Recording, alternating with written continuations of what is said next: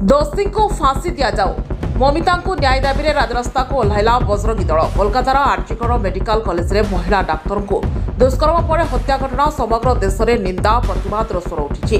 महिला डाक्तर को उचित न्याय दाबी में जाजपुर जिला कोरेई बजरंग दल समेत अनेक अंचलवासी पक्षर प्रतिवाद करा जायछि। बजरंग दल पक्षर एक प्रतिवाद शोभायात्रा मीना बजार बाहरी कोरेई बजार परिक्रमा करी डाक्तर ममिता देवनाथ को न्याय प्रदान सह दोषी को फांसी दि जाओ बोली दाबी करथिले। बजरंग दलर शताधिक कर्मी माने विक्षोभ प्रदर्शन करने सह ममता बनर्जी हाय हाय स्लोगान देथिले। तुरंत मुख्यमंत्री पदर इस्तीफा दियंतु ममता।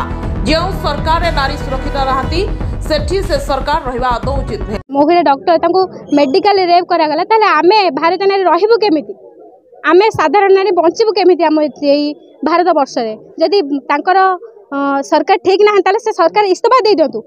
कहीं ना आमे चाहूँ जे समस्त नारी सुरक्षा रुहंतु। सुरक्षित रहिले ही नारी माने आगु को बढ़ले देश आगु को जीव। कहीं ना नारी माने तांकर किछि माने से किछि भाबुनांती कि नारी जणे माँ, नारी जणे भौणी, नारी चाहिए से सबू किछि करि पारे, नारी चाहिए से किछि करि पारिबेनी। जेमिति डॉक्टर को बलात्कार कला गला सेमिति आमे भी किछि नुह। आमे भारतर नागरिक आमे नारी माने आमे केबे भी सुरक्षित रही पारिबुनी। जेहेतु डॉक्टर जेहेतु से हमर भगवान कहले चले तांकु रेप करा गला से तो आमे किछि भी नुह। डाक्तर हेउछंती ईश्वरकर द्वितीय रूप। तांको सहित पुणी एभली जघन्य कार्य दोषी को जल्दी गिरफ्त करी फांसी दंड दिया जाऊ बोली कोरेई बजरंग दलर शताधिक कर्मी दाबी करिसेंती। आमर अगस्ट 9 तारिख दिन जो बर्बरतार कांड घटाई पश्चिमबंग में ता एक निंदनीय घटना। माने प्रायतः आम भावुँ भारत वर्ष प्रथम थर जहाँ गोटे 18 माने 31 वर्ष युवती जी डाक्तर भगवान का रूप जे कि माने 18 जन गण दुष्कर्म कर भारत प्रथम घटना। यह एक निंदनीय घटना। यह प्रतिवाद कर आज राष्ट्रीय पर्यटन राजरास्ता को ओल्लैला। सहित आम ओजेसी बहुत भौणी मैंने आम सहित जोग साधारण किसी हिंदू समाज जो आम सहित जोड़ी होकर कार्यकर्ता जोग देते। आम चाहूँ सरकार के माध्यम निवेदन करुँ आमर ममता बनर्जी पद इस्तीफा करा पद रद्द करा।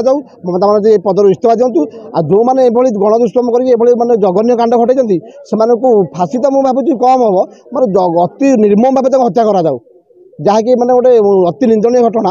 गोटे भौणी सहित कराई डाक्तर जी भगवान रूप तांको एभलिया माने गोटे घटना घटिला सहित के आम आशा करूँ कि एमती भारत वर्ष कई भी विश्वास करूँ कि गोटे घटना घटे बोली। हठात सहित जो घटना घटी से आम घोर निंदा करूँ।